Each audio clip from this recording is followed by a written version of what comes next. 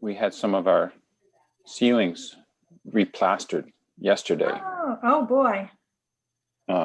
But we have a weird house where we have radiant heat through the ceilings or in the ceilings. Uh-huh. So we've had to leave the heat off because it might dry the plaster too quickly and crack it. I'll tell you later. Goodness, yeah. Hello, I apologize. Morning. I'm a little late this morning. How you guys doing? Are you Carrie by any chance? I'm Carrie. Yes, I'm really not the Arc of Massachusetts. I'm Carrie. Okay. So I'm gonna leave because I'm getting this echoey thing because I have two screens open on me. So hold on.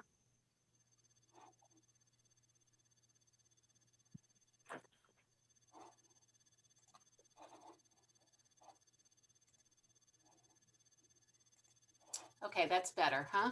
Can you hear me okay? Yeah. Okay. Yep. Good. All right. So thanks for jumping on a little bit early. Last time I checked, we have 60 people, so I'm pretty psyched. Yeah.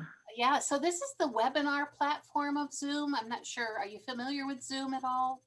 Yeah, but I don't know what you mean by a webinar platform. Okay, so there's two platforms that we have with Zoom, and one is a webinar, and the other one is meetings, Zoom meetings. So the difference is in Zoom meetings, you see people, okay? In webinar platform, you don't. So we're just going to be looking at you and your PowerPoint, which, you know, it's not great for discussions, but, you know, for like informational purposes, I like it because it really gives the audience the opportunity to really concentrate on your presentation versus looking at who's in the room and, you know, the names and that sort of things. They can still ask questions, and we typically do, you know, leave questions for the end. They'll chat them in, and I'll be monitoring that, or there's a question and answer tab as well. So anyways, I will put your PowerPoint up. I understand I got a message from someone in your office and that you would like me to control the slides. Is that true, or would you prefer controlling your slides? Actually, if you could do it, that might simplify things a little bit. And it's going to be very simple to do. The way it works, the way it's going to go is Kathy's going to be speaking first, and she'll have a slide that she will be speaking, you know, to for her section. Okay. And it's just one slide. And then she's going to introduce me for the next topic. She's just going to say, now Andrew's going to talk a bit about, and then when it's my turn, it just advanced to the next slide. Okay. And everything I'm talking about will be on just that one slide. Okay. And that's how it's going to continue through to the end of the presentation. All right. So if I mess up at all, just just say next, and I'll know what to do. Let's see. What else do I need to tell you? So we will be seeing these slides. Is that right on our screen? Yeah. So I'm going to share my screen right now, and 10 people are on the call. Hold on. Let me open up this first.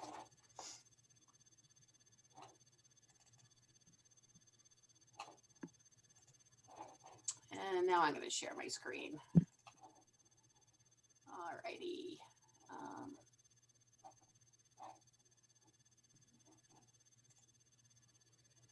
The one thing I was hoping you could do, it looks great, by the way, is I was hoping that you could sorry, excuse me a second. Can you see that? Yeah, oh, sorry. Yeah, it just, okay, yeah. It would just, I lost the rest of my screen. Yeah, okay. Okay. So this is we're only going to see all of us, and then I'm going to take off afterwards, you know, and just put up the Arc of Mass logo instead of my picture. So we'll only see you and Andrew throughout the whole webinar. Okay. And we'll be in these smaller screens up at the top. Is that right? Who will be? People? Kathy and I? Yeah, well, yes, in the top or the side. Yeah, okay. So are you going to be muting whoever's not speaking? How is that going to work?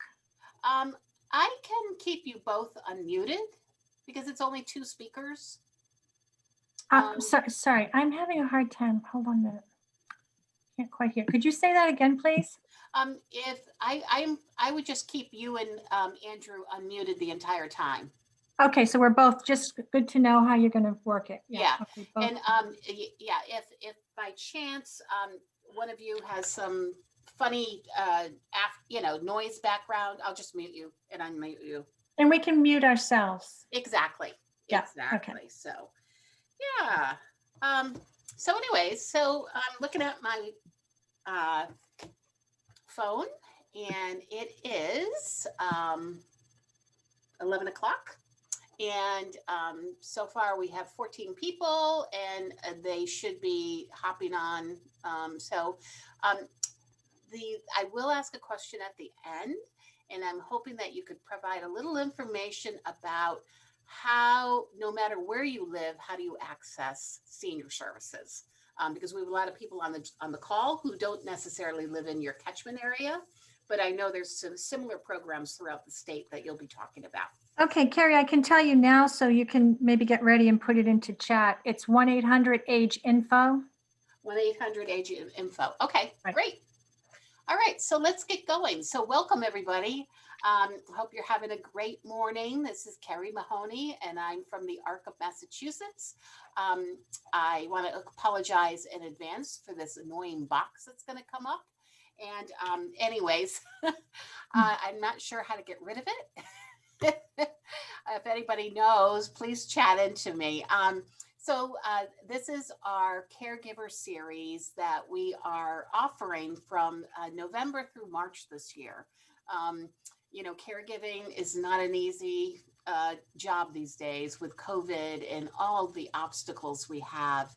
And we're the Department of Developmental Services and the ARC of Massachusetts, we're partnering to offer this series called Caregiving Around the Clock. So we kicked it off in November with National Caregiving Awareness Month, and we have 2 to 3 programs per month, and we'll be running this through March. So keep an eye out. Best way to find out what's coming next is we'll be updating the flyer for January through March, as well as joining Notes from the ARC, which is advertised on Thursdays, early evening. And we always let people know what webinars are coming next. So I want to welcome both Andrew and Kathy from the Minuteman Senior Services. And I had the pleasure of working with, Andrew and probably Kathy too. We did some combined meetings and brainstorming and when we were doing a special project in the Lexington area and really looking at the needs of older caregivers. And I appreciate it because it really opened my eyes to what other kind of supports and services are out there. I mean, our caregivers, I'm growing older. We're all growing older. And with that, sometimes our needs are different. And sometimes we can access other types of services that would make our lives better, either for ourselves or our loved ones. But there's also some unique opportunities and needs for older caregivers. So at this point, I'm gonna turn it over to Andrew and Kathy, and we'll get going. Thank you, Carrie. Good morning, everyone. It's a pleasure to be here with you to talk about caregiver support. I'm going to begin by talking about caregiver burnout, but first, former First Lady Rosalind Carter is known as a pioneering caregiving advocate. She said there are only 4 kinds of people in the world: those who have been caregivers, those who are currently caregivers, those who will be caregivers, and those who will need caregivers. While caring for a loved one can be very rewarding, it also involves many stressors. Taking care of a loved one who has dementia, physical disabilities, or other age-related conditions makes demands on your time, your energy, and your emotions. Caregiving can tax your patience and foster fatigue, frustration, and guilt.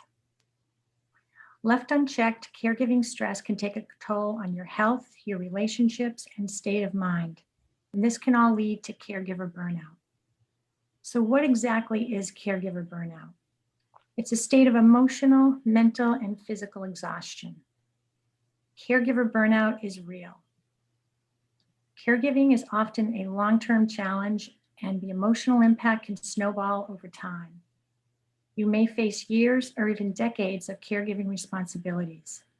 It can be particularly disheartening if there's no hope that your family member will get better, or despite your best efforts, their condition is gradually deteriorating. Some other factors that can lead to caregiver burnout are role confusion. It can be confusing when you suddenly find yourself in the role of a caregiver. There's no instruction manual, and it can be difficult to separate your role as a parent, a spouse, or a child from that of being a caregiver. Another factor is unrealistic expectations. Sometimes caregivers expect that their efforts will have a positive effect on the health and well-being of their loved one, and this may not be possible. Another factor is lack of control.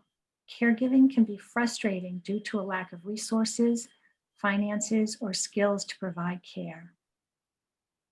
There are also unreasonable demand. Some caregivers place unreasonable demands on themselves because they think providing care is their responsibilities. Or it may be the case that other family members may be placing unreasonable demands on the primary caregiver. Another consideration leading to burnout is when a caregiver cannot recognize when they're starting to experience the signs of burnout. So let's first talk about the signs of caregiver stress. Those would include feeling anxiety, depression, irritability, feeling tired and run down, having difficulty sleeping, overreacting to minor nuisances, new or worsening health problems, trouble concentrating, feeling increasingly resentful, drinking, smoking, or eating more, neglecting responsibilities, cutting back on leisure activities.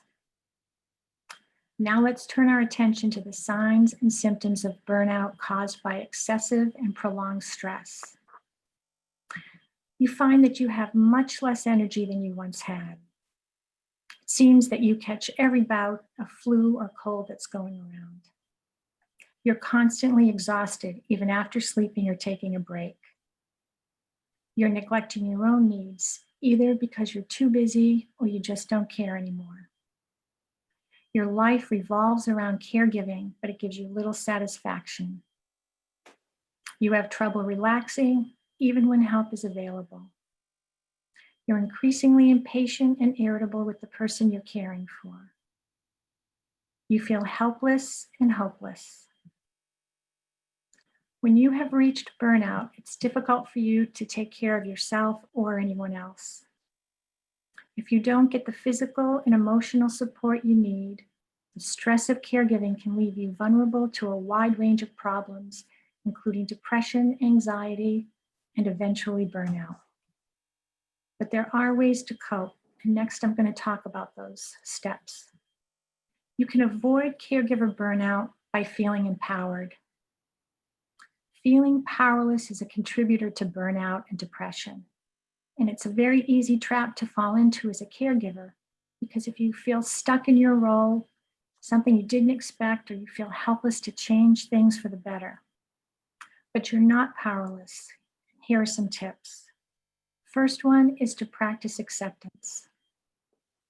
When faced with unfairness of a loved one's illness or the burden of caregiving, there's often a need to make sense of the situation and ask why, but many times there are no clear answers.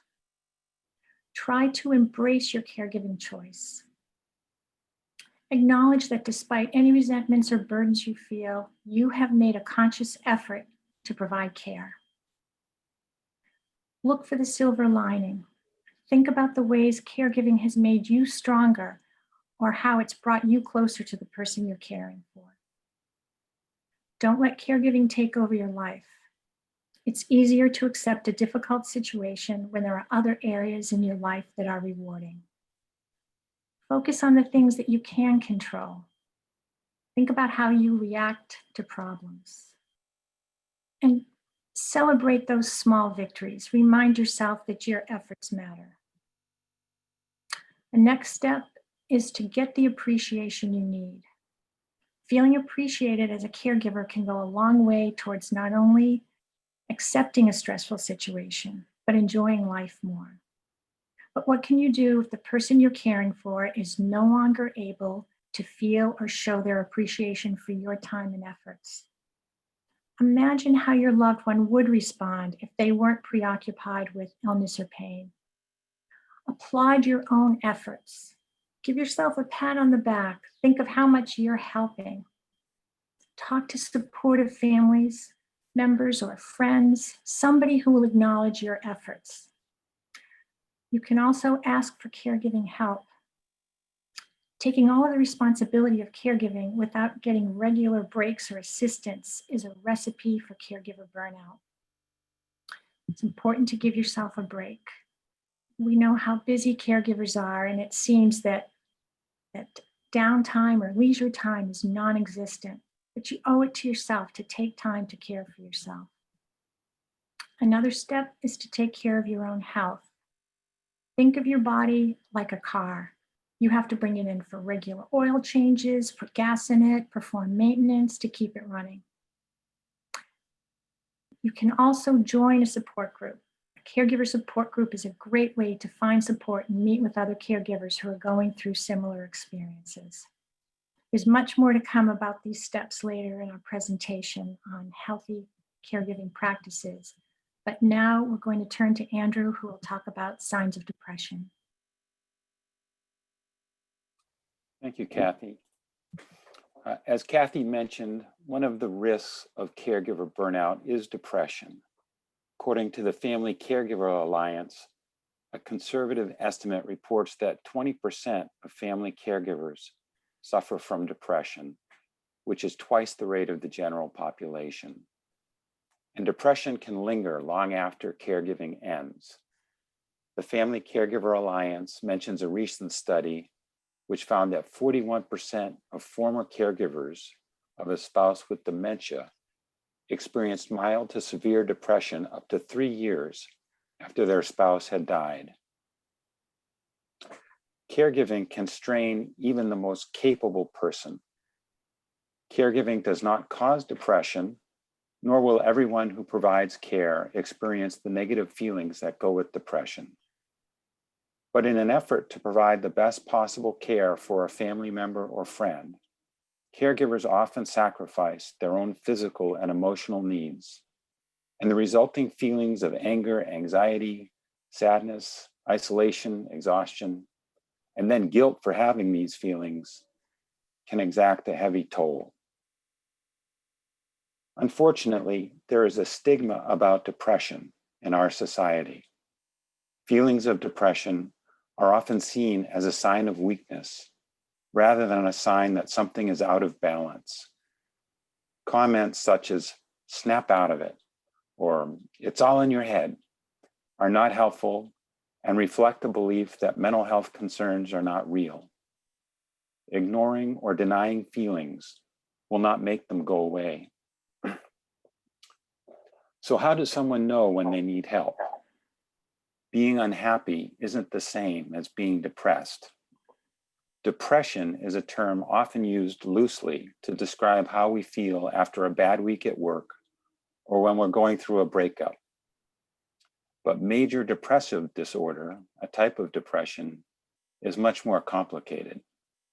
There are specific symptoms that determine whether it's depression or the sadness we all sometimes experience in life.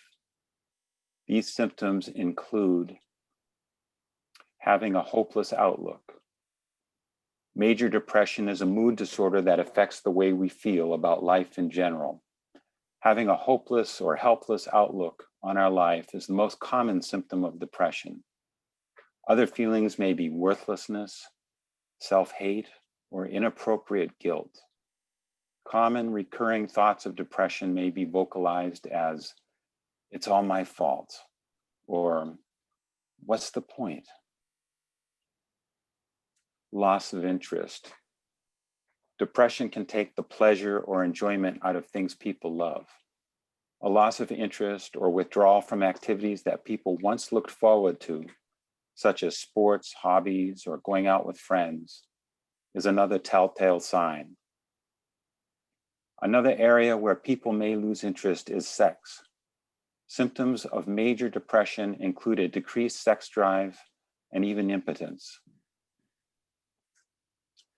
increased fatigue and sleep problems. Part of the reason people might stop doing things that they enjoy is because they feel very tired.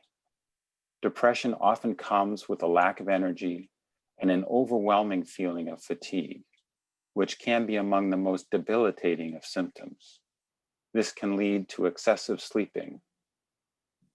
On the other hand, depression is also linked with insomnia, as one might lead to the other and vice versa. They can make each other worse. The lack of quality, restful sleep can also lead to anxiety. And while depression hasn't been shown to cause anxiety, the two conditions often occur together. Symptoms of anxiety can include nervousness, restlessness, or feeling tense, feelings of danger, panic, or dread, a rapid heart rate, rapid breathing, increased and heavy sweating, trembling or muscle twitching, or trouble thinking or focusing on anything other than the thing one is worried about. Irritability, especially in men. Depression can affect the sexes differently. Research shows that men with depression may have symptoms such as irritability, escapist or risky behavior, substance abuse, or misplaced anger. Men are also less likely than women to recognize depression or seek treatment for it. Changes in appetite and weight. Weight and appetite can fluctuate for people with depression. This experience may be different for each person. Some people will have an increased appetite and gain weight, while others won't be hungry and will lose weight. One indication of whether dietary changes are related to depression is if they're intentional or not. If not, it may mean they're caused by depression. Uncontrollable emotion. 1 minute, it's an outburst of anger, the next, uncontrollable crying. Depression can cause mood swings without any external cause. And finally, thoughts of death. Depression is sometimes connected with suicide. According to the Centers for Disease Control and Prevention, more than 48,000 people died from suicide in the United States in 2018. People who die by suicide usually show symptoms first. Often people will talk about it or make a first attempt before succeeding in ending their life. If you think someone is considering suicide, get help from a crisis or suicide prevention hotline, such as the National Suicide Prevention Hotline. And now Kathy's going to talk about healthy caregiving practices. Healthy caregiving practices. As we have discussed, caregiving can take a toll on a caregiver's health and well-being. For an older caregiver, the combination of loss, prolonged stress, and the physical demands of caregiving place them at risk for significant health problems, as well as an earlier death. Self-care is not optional, it's mandatory. Think about when you're on an airplane. An oxygen mask descends in front of you. What do? As we all know, the first rule is to put on your own oxygen mask before you assist anyone else. I first want to tell you some highlights of what's known as the Caregiver's Bill of Rights. The Caregiver Bill of Rights states, I have the right to take care of myself, to seek help from others, to maintain facets of my own life that do not include the person I care for, to get angry, depressed, and express other difficult feelings, to receive consideration, to take pride in what I'm accomplishing, and to protect my individuality. People tell us all the time as caregivers, you have to take care of yourself. But what does that mean? Let's first talk about taking care of your own health. Protect your physical health.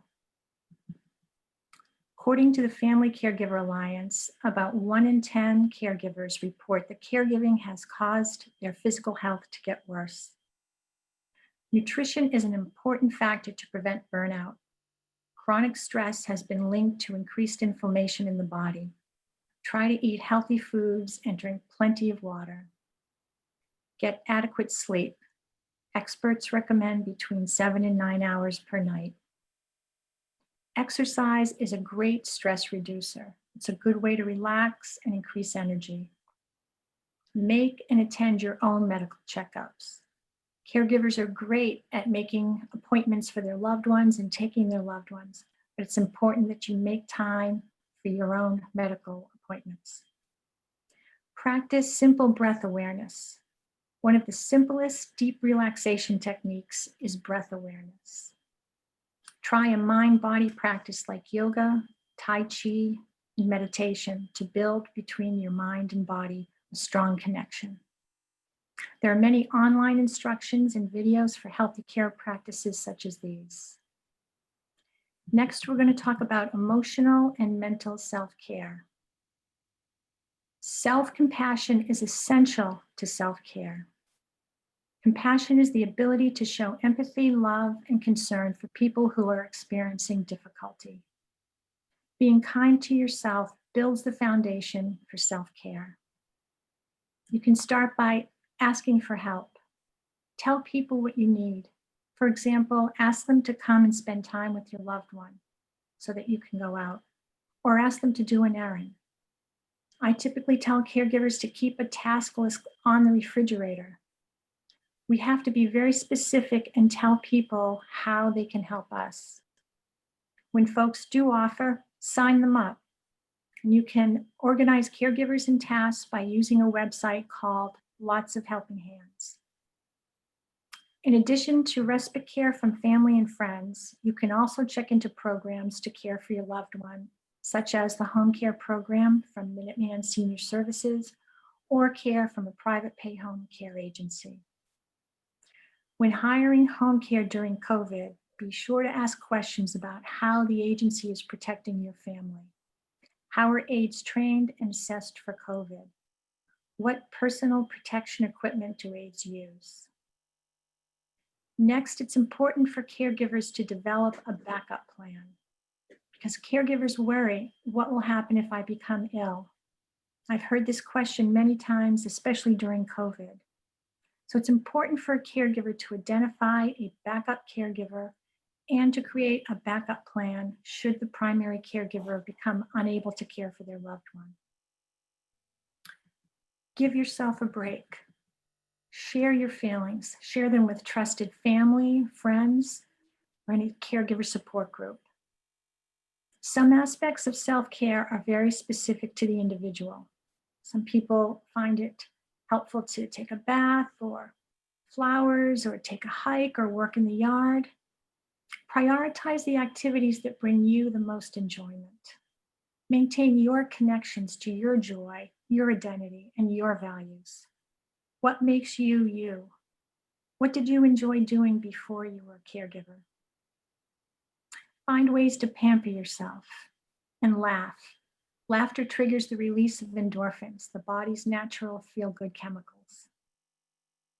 Caregiving can be very isolating, especially during COVID. Try to remain socially connected by email or text or phone and virtually through Zoom meetings like we're doing right now. Consider maybe making a little time, get up a little bit earlier, go to bed a little bit later so that you can write that email or connect with one of your friends.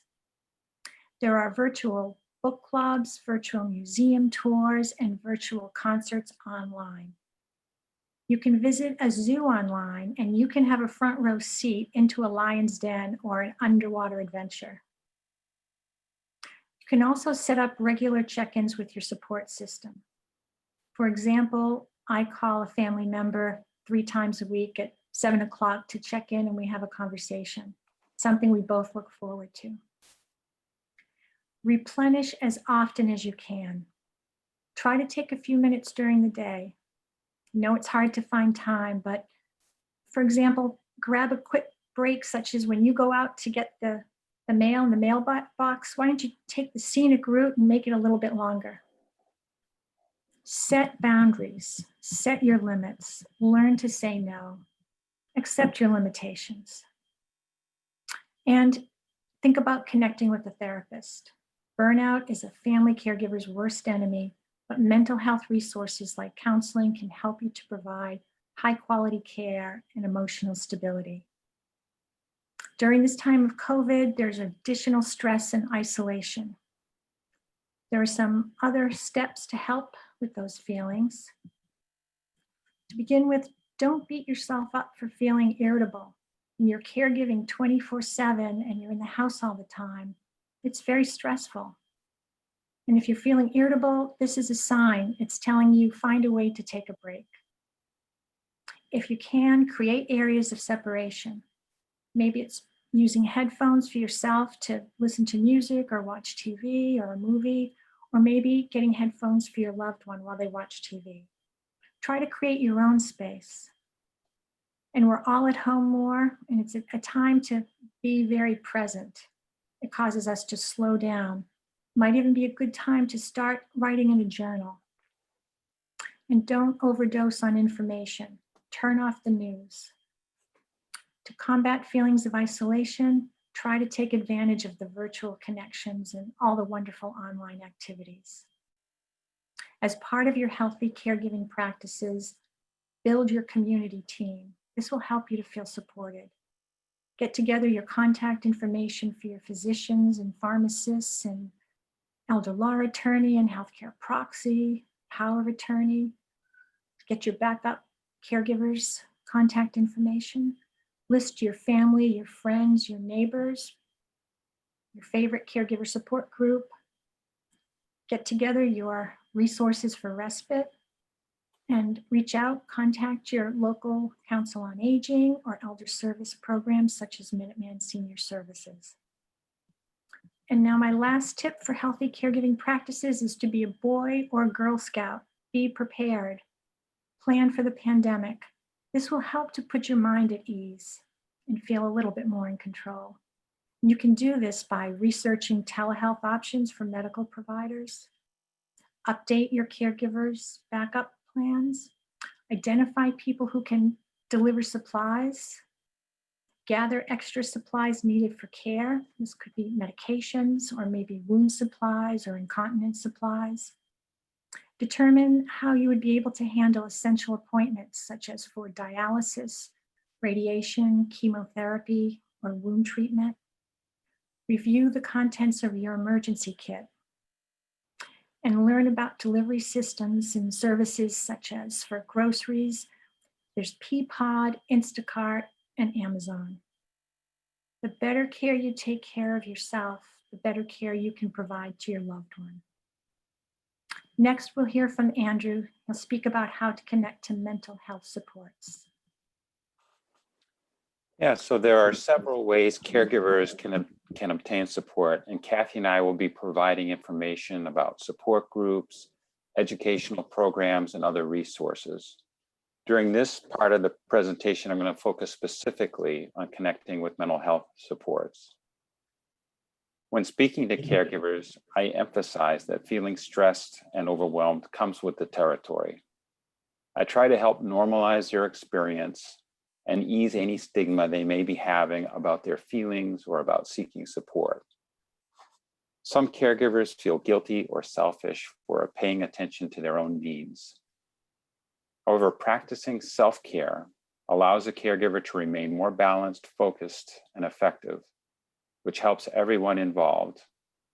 If caregivers become too stressed and become sick, as many do, it may limit or even stop their ability to provide care. In other words, self-care is not selfish. Rather, it allows people to stay healthy physically and mentally, and ultimately to provide better care. I routinely suggest psychotherapy to help alleviate depression, stress, anxiety, and help people problem solve and connect to resources. Early attention to symptoms may help to prevent the development of a more serious issue over time. For caregivers who are experiencing emotional difficulties but do not need emergency treatment, there are several helpful referral sources. We start by encouraging people to discuss how they are feeling with their primary care practitioner. PCPs can be an important resource, providing initial mental health screenings and referrals to mental health specialists. We may also suggest people check with their health insurance. They will know which local providers are covered by the plan, and many have websites with searchable databases that allow people to find participating providers in their area. I sometimes suggest people ask their family and friends who are in therapy if they can recommend someone. It can be comforting to know someone they trust already has a good experience with them. For those who would prefer to conduct their own research, the William James College Referral Service is a free, confidential mental health and wellness referral helpline for individuals across the lifespan. Callers are matched with licensed mental health providers from an extensive database. Each referral meets the location, insurance, and specialty needs of the caller. Not all communities participate in this program. The list of communities served is available on the William James Referral Service website. The Massachusetts Psychological Association and the National Association of Social Workers also provide referral services, and they can match for location, insurance, and problem area.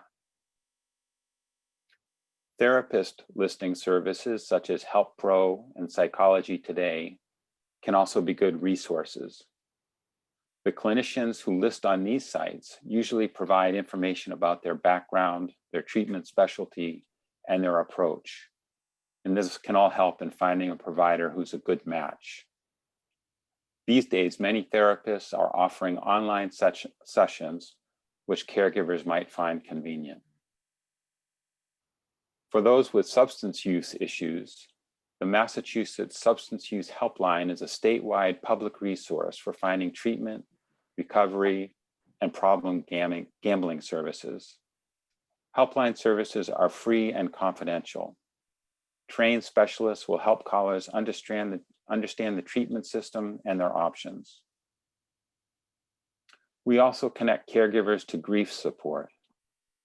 Caregiver losses lead to grief, and grief can lead to sadness, depression, anger, guilt, sleeplessness, and other physical and emotional problems. Care Dimensions, a hospice and palliative care agency, offers the most comprehensive grief support programs in Massachusetts. Their licensed bereavement counselors offer support groups and workshops for anyone who has experienced a death, and they can offer support groups based on the relationship of the person to the deceased. Once people find a mental health provider, it can be helpful to prepare a list of questions to help decide if they are a good fit. Questions someone might want to ask a potential provider include, what experience do you have treating someone with my issue? How would you treat someone with my issue? How long do you expect treatment to last? Do you accept my insurance? What are your fees? Treatment works best when people have a good relationship with their mental health provider. If they aren't comfortable or are feeling like the treatment is not helping, people should talk to their therapist or consider finding a different provider or another type of treatment. And now Kathy's going to talk about the Minuteman Family Caregiver Support Program. Actually, these programs exist throughout the state. Andrew and I work for Minuteman Senior Services. Minuteman is a nonprofit organization under the guidance of the State of Massachusetts Executive Office of Elder Affairs. Minuteman is known as an Area Agency on Aging, or AAA. AAAs are nationwide and provide direct support to caregivers primarily through the National Family Caregiver Support Program. There are over 20 AAAs in Massachusetts that each cover specific geographical regions of the state. Andrew and I work as care advisors in the Family Caregiver Support Program at Minuteman. We are based in Bedford, Mass, and we cover Bedford and 15 surrounding towns. Our team provides resources, education, guidance, training, and empowerment to those caring for older adults and people with disabilities and grandparents. Family caregiver support can help caregivers care for themselves and care for their loved one. The goal of our program is to enhance the quality of life for families and caregivers. What's the eligibility for joining our program? There are 3 eligibility guidelines. First one is an adult family member or non-paid caregiver who is 18 years or older, caring for an individual 60 or older, or an individual of any age who is living with dementia. The second criteria is a grandparent or other non-parental relative, 55 or over, caring for a child under the age of 18. The third criteria is a grandparent, parent, or relative over the age of 55, caring for an adult with a disability 18 to 59 years old. How does the program work? The Family Caregiver Support Program is a short-term program. There is no charge. We make an initial call to set up a meeting with the caregiver to discuss caregiver situation and to provide support. We send follow-up information and make follow-up calls. During COVID, Andrew and I are working remotely from home and speak with caregivers over the phone. A caregiver can call a AAA, such as Minuteman Senior Services, to request a caregiver referral, and a caregiver advisor will call them back. An example of a meeting would be to begin our conversation learning about the caregiver's journey and the person they're caring for, and the types of tasks the caregiver is performing. We discuss challenges and possible strategies and techniques that could be helpful to the caregiver. For an example, some elders may be resistant to accept help. This is something we hear quite a bit. We talk to caregivers and we help them to understand why this is. We discuss that an elder may feel that accepting help is a sign of weakness or of losing control, or they may be feeling vulnerable. We suggest that the caregiver find a time when the person is feeling relaxed. Ask about their concerns and their preferences. Involve your loved one in the decision-making process. Show them how the care will help to keep them independent, and explain that it's all to prolong their independence. A caregiver could ask their loved ones to please accept home care of some sort as a favor to the caregiver, because the caregiver can't be there all the time and worries. And this strategy places really more of the emphasis on the caregiver's needs, and sometimes their loved one will be more willing to accept care. So what type of resources do we discuss? We describe programs that can be helpful to the caregiver. We also discuss programs for their loved ones and eligibility requirements. We talk about resources such as home care services, Meals on Wheels, adult day health centers, and respite resources. It's very important for caregivers to get a break and take time for themselves. We provide information about specific town resources, backup planning, healthcare proxy, resources for specific medical conditions. We discuss living arrangements such as rest homes, assisted livings, and skilled nursing facilities. We provide resources for caregiver support groups and caregiver trainings, such as the Alzheimer's Association educational programs, and powerful tools for caregivers, which you'll hear more about from Andrew. Most importantly, we discuss caregiver stress and burnout and focus on self-care strategies. To learn more about the Family Caregiver Support Program in your area, you can call 1-800-AGE-INFO. And next, we'll hear from Andrew speaking about powerful tools for caregivers. Powerful Tools for Caregivers is an education program to help family and friends caring for older adults or for grandparents raising their grandchildren. Powerful Tools helps caregivers develop skills and confidence to better care for themselves. Many caregivers have found the class beneficial. It is a 6-week series led by trained facilitators using a standardized curriculum. Minuteman, as well as many other elder service organizations across the state, offer the workshop for free, and upcoming classes can be found on the Healthy Living Center of Excellence website. A great deal of research, evaluation, and revision has been done to ensure the continued value and success of the class, and it has been shown to have a positive impact on caregiver health. The program is designed to be conducted in 1.5-hour sessions once a week for 6 weeks. The classes have an educational focus, and participants give and receive support through the sharing that occurs. I'm going to give very brief descriptions of the 6 classes to give you a better idea of the content. The first class, Taking Care of You, sets the stage for the program and for participants to get to know each other by sharing their caregiving situations. The importance of self-care is emphasized. Participants are introduced to goal setting and making action plans. Action plans are agreements participants make with themselves to do something that will help them to take better care of themselves. The second class, Identifying and Reducing Personal Stress, focuses on stress management. Leaders present an approach to stress management and also discuss positive and negative self-talk.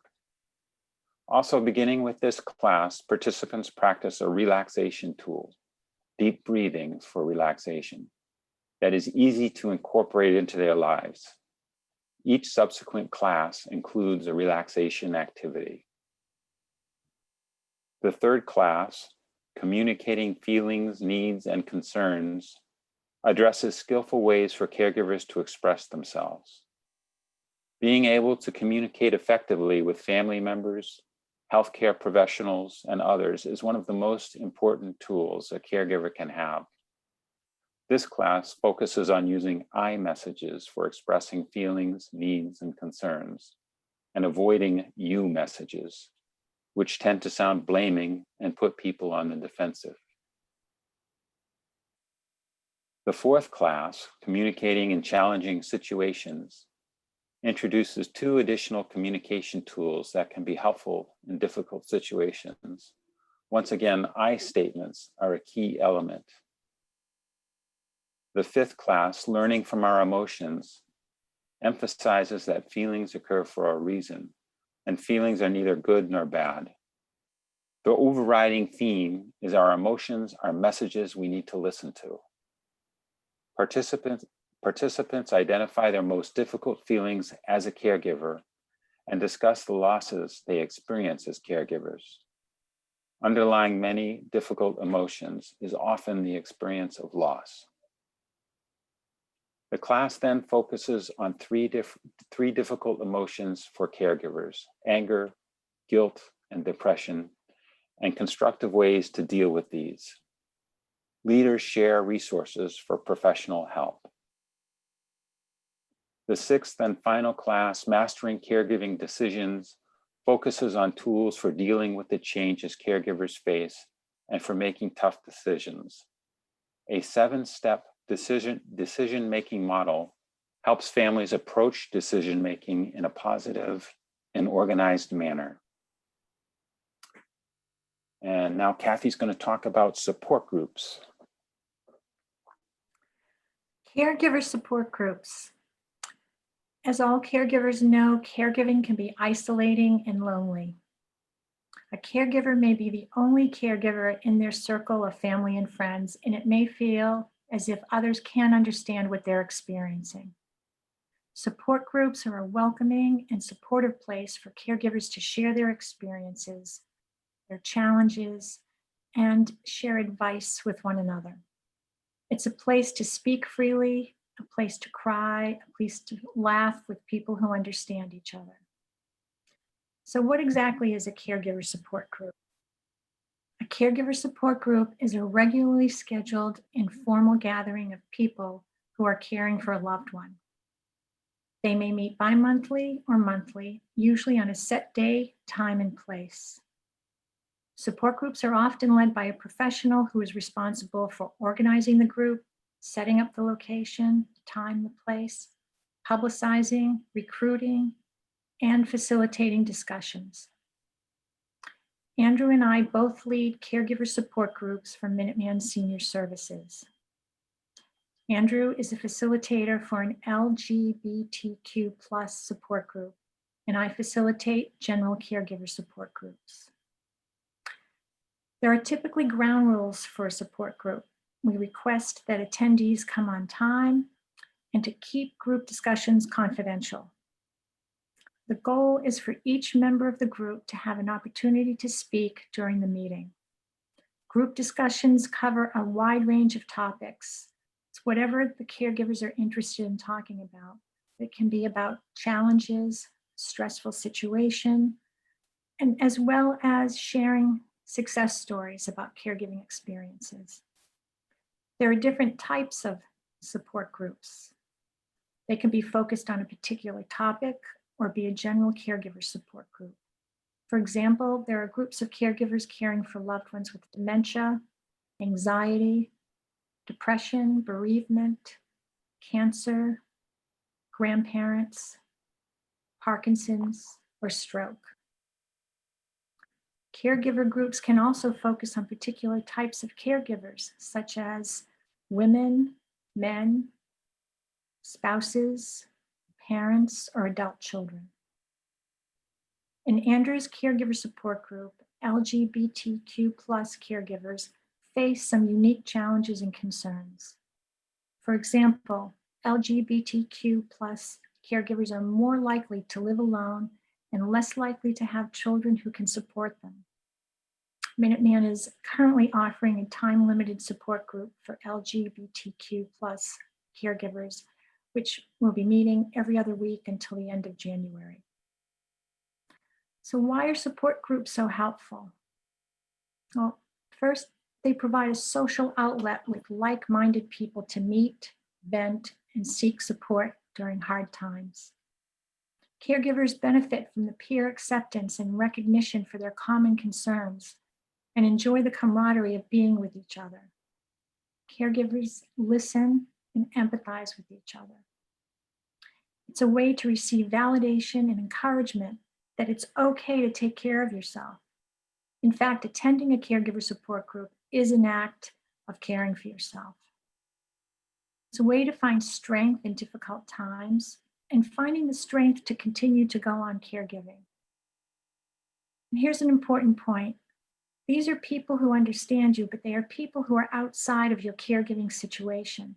So you don't have to worry about burdening your family members who may be dealing with the same things that you're dealing with. It's a way of being part of a safe and confidential community. What you say in the group stays in the group. And it's a wonderful way to get practical advice and information. Caregivers share solutions to problems or explain how they happen to be managing a difficult situation. You might get information about healthcare providers or a product recommendation or strategies to a specific situation. It's wonderful to hear caregivers who are talking during the group who will say something and another caregiver will say, I know exactly what you mean, and this is what I did. And then a wonderful dialogue starts between caregivers. So where can you find a caregiver support group? Well, you can locate caregiver support groups in a variety of places. You can check first with your doctor's office, local social service programs, hospitals, and churches. If you're interested in a particular condition, you can contact an associated professional organization, such as the Alzheimer's Association. Some local newspapers post information about local support groups. You're more than welcome to call Minuteman Information and Referral, and they'll be able to provide you with some information. In non-pandemic times, You can find support groups that meet in person, mostly in person, but sometimes online. But now, as a result of COVID and the pandemic, most caregiver support groups are meeting virtually right now. And if there can be a silver lining, this is somewhat of a silver lining, because this means that caregivers are not bound by the geographical location of the caregiver groups. You can join a group anywhere virtually. And also for those caregivers who previously were unable to attend a group because they couldn't leave their loved ones, they can now join a support group virtually from their home. Caregivers in my group report looking forward to attending and say that they feel less stressed and they feel supported. Attending a caregiver support group is a step to reduce stress and help to prevent caregiver burnout. Next, Andrew will speak about Minuteman Senior Services programs and services. Thank you. So I'm mindful of the time. We don't have a lot of time left, so I'll try to finish up fairly quickly. Minuteman, as well as other elder service organizations across the state, have programs and services that may be helpful to caregivers and care recipients. So I'll provide some brief descriptions of some of these programs. Information and referral, they provide a wide range of services and programs and direct callers to appropriate resources. The state home care program for folks who want to remain in their home but need assistance with activities of daily living. What will happen is Minuteman or one of our sister agencies would send out someone to do an in-home assessment, and then a personalized care plan would be developed based on the individual's needs, preferences, and resources. There are financial and clinical eligibility requirements for the program. Services can include adult day health, companion care, housekeeping, home delivered meals, personal care, transportation, a wide variety of things. The Meals on Wheels program delivers a hot lunch to homebound vulnerable seniors who are unable to provide good nutrition for themselves and who meet certain guidelines. SHINE counselors SHINE stands for Serving the Health Insurance Needs of Everyone. They are extensively trained and recertified annually by the Executive Office of Elder Affairs, and they can help people with Medicare choose a plan that's best for them. And sometimes there are optional programs that people can enroll in that they might not even know about that could help them out, reduce their costs. Elder abuse is any act or omission which results in serious physical or emotional injury to or financial exploitation of an elder. The injury must be from someone who has an ongoing relationship with the elder, such as a relative, friend, or caregiver. If there is a reasonable cause to believe that abuse has taken place, a case will be opened and protective services offered. Elder protective services may include home care services, medical treatment, counseling, legal services, information, and support. Staff will exercise the least restrictive means of intervention with the goal of maintaining seniors in their own homes. And a competent senior has the right to accept or refuse protective services. Options counseling is a free service. It can help an older person, an adult of any age with a disability, their family members, or caregivers make decisions on supportive services, including help with personal care, household chores, transportation, nutrition, and public benefit programs. The money management program can help people out who need assistance with bill paying and budgeting. As people age, sometimes they'll experience visual or dexterity impairments or short-term memory lapses. Trained and insured volunteers work one-on-one with individuals a few hours each month.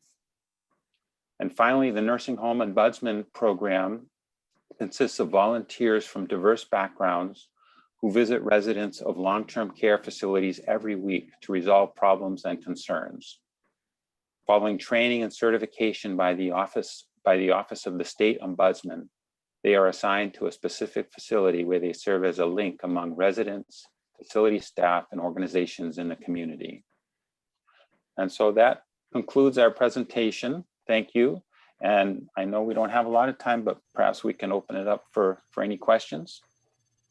Sure. Thank you, Andrew and Kathy. Very informative. Lots of resources here for older caregivers, which is great. I know when I was working with you, we took advantage of the caregiver support program, and you were incredibly flexible. And it was actually a sibling who was looking after her brother. And even though they did not live together, she was able to get some support for her brother because she really was the caregiver. She was looking after him and making sure that he was, had something to do, because if he wasn't doing things that engaged him, he was at her house. So, but just that little bit just helped change that dynamic so nicely. Right. So things to think about, anybody have any questions? We have both ways to do it. We have the chat and we have the Q&A. I'll be monitoring that. So just anybody want to share? Kathy, I know you told me the address of the age where they can find out. I'm wondering, Yep. Can you share that again with me? Sure. And I will put it in the chat. 1-800-AGE-INFO. Oh, that's easy. Yeah. Because these programs, again, are all statewide, and there is, there are opportunities across the state. So I appreciate it. How about anybody else? You had a comment from Meg, very helpful presentation. I look forward to having the slides and being able to follow up with recommended resources. Thank you. Great. And we did, I will be sending out the PowerPoint today for your review. And also this webinar was recorded. So Great. the recording is typically available by the end of the week, and will sit on the Arc of Massachusetts YouTube channel. And Andrew and Kathleen, you're welcome to. I can send you the link as well, and Nice. to reference that. So Thank you. at this point, I don't see any chats or Q&As, so thank you so much for attending today. I hope this was helpful. And Andrew and Kathy, thanks so much. And I hope everybody stays well and has wonderful holidays. Here we are. We're a couple of the chats. Critical information from Linda. Thank you. Hugo says thank you. All right. Well, thanks, folks. Thanks, everybody. Bye. Take Take care. care. Bye-bye. Bye.